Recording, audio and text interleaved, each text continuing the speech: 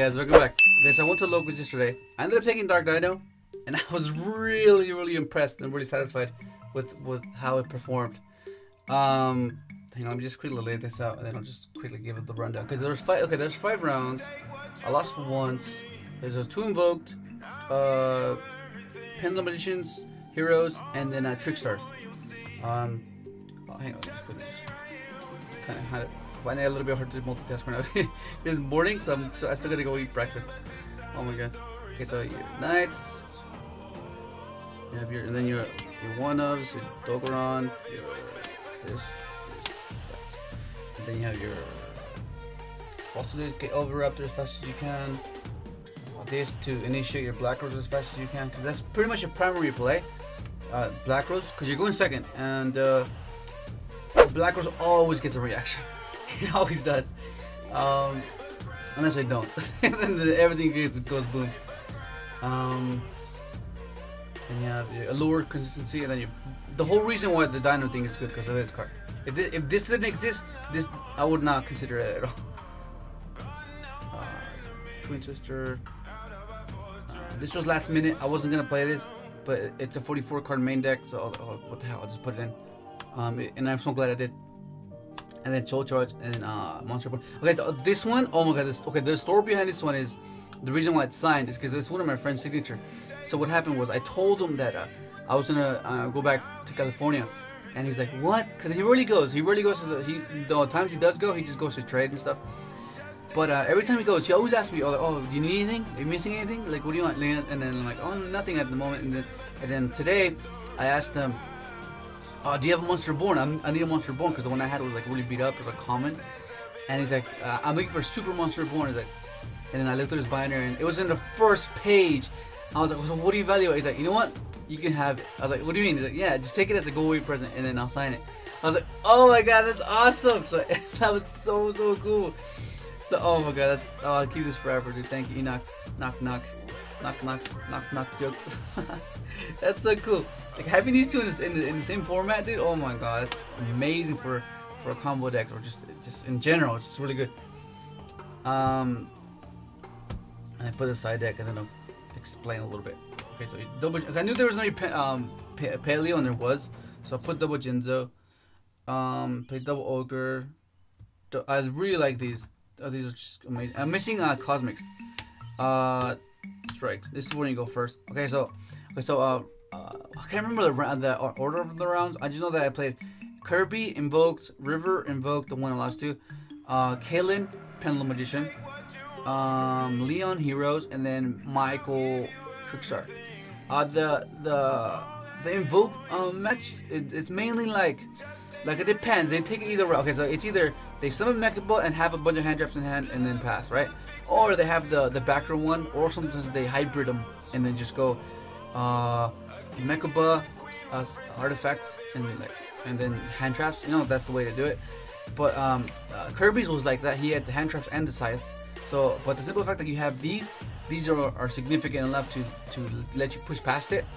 Whereas you can go into extra decks, not necessarily you win condition like before. So that's what I really like about that. So kaiju, maining kaijus in that instance, infinitely just helpful. So that matchup is that's how it goes. Unless you just completely just can't do anything. Then of course, yeah. And then Pendulum Magicians, the only thing you're worried about is I mean, if double Omega you, then you're kind of, it's kind of, oh damn, what do you do? But like, let's say they don't, and they end up with they have the disruption of the Pema Trap, and if they do the board, because Kaden ended up doing the board on me where he has the Auto Fusion Dragon guy, the one that negates activation by sending a face-up pendulum to your deck. I was like, okay, that works. And he had the Ninja guy, the one that negates Deposit Trap. And then he has the mythical beast. The beast is a mythical beast where you put counters on it, and then you can remove 2 counters to negate an effect. I was completely oblivious to that. I did not know it did that. I was like, I was working on a plan what to do to try to bait out 2, and then I was like, I didn't consider that one. So I was like, okay, well, I lost that one. So then that was pretty crazy. And then but yeah, like mainly you just want to just deal with the Pema Trap, because that's something that I'm not sure if they can still get it, but simple fact is like that's really threatening if it just stays on the board. So you need this in Cosmics. Cosmics. I think this and Cosmics just solve that issue. And then against Leon, against Heroes, Kaiju the same thing. It's a similar situation as if we're to Invoked, where they have the guy, and then they protect it with hand trap for back row. And then Trickstars are a little bit more tricky though, because you have destrudo. So it's like, what do? Do you pay half and then lose or something? So you gotta be really careful. So you better just, I think, black rosing them, assuming they don't have a strike, and then just force everything, and then they'll have like one hand trap or something in hand, or two at most, and then they'll be left to top decking. Forces 3. There's 2 terraforming, 3 of the field spell, so I guess statistically they should be fine, but still, like, that's like the best situation you can catch yourself in. Just black rosing, establishing this guy, overtex to negate either the field spell or negate the reincarnation, or just have this so you just put everything face down and attack it next turn. But yeah, it's I really like how the matchup is. Like, it's amazing. Okay, so basically the way the side deck works is whenever you go in first, you take your 4 kaijus and you put in this, and then depending on what you feel the matchup is, how uneasy you feel, like, you put Cosmics as well to like disrupt, like against pendulum magicians. So like normally I would do is, I would for sure these come out, these 9, and they would go 3, 6 Cosmics, 3, 6, yeah, Cosmics, 3 Cosmic, 3 this, and 3 this for that, right? And then depending if you go first or not, you take these out and you keep these in. Or does that make sense? It's just because I would much rather have an answer than rather to help my consistency and try to progress. Because if I'm having trouble with that matchup, I would much rather have a solution. Does that make sense? But yeah, that's pretty much, dude. This is, I like how it works. And so like the whole theory behind the build is, okay, alone this is a black rose, right? This is a 1-card black rose. It's an instant reaction. But now the fact that this turned into either conductor or overtex just makes it infinite better. Like, there's 3 options you can have. You can either black rose, conductor, or overtex. That's really good. Why not do that? Like, it's a 1-card thing. And then just, dude, I just like it. And then if you've been following the post, you've been seeing the combo with 2 tails where you can bring out Blazar. That's pretty cool. So I'll do a combo guide for that later. And the extra deck is Logia, Doka.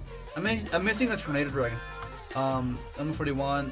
I really like this card right now. Against I was playing against in top 4. I was playing against Liam. He's playing Lightsworn, Zombie Lightsworn, and I don't think he expected me to bring out this guy.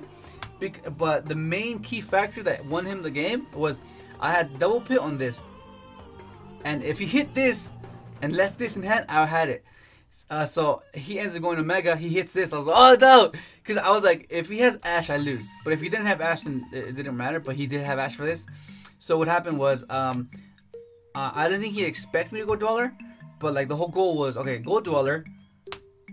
He'll chain Snow prematurely, right?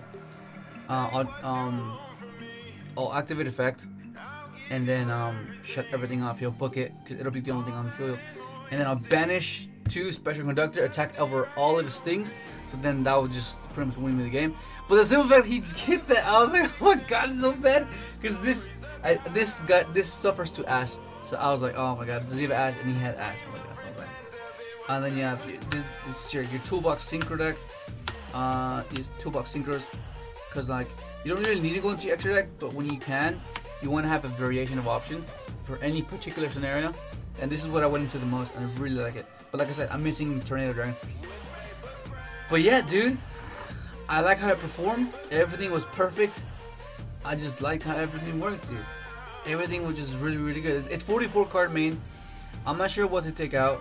I just couldn't decide, so I just ended up putting. I was playing 41, and these 3 made it 44.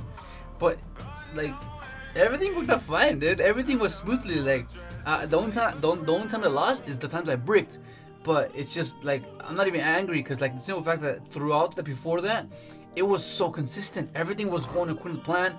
Everything was amazing. So when I bricked, I was like, oh, I mean, variance will catch up to you. So it was bound to happen. But the simple fact that it did good as it did, pretty damn good, dude. Pretty damn good. I like this guy. This guy's cool. And that's pretty much it, dude. That's pretty much gonna be it.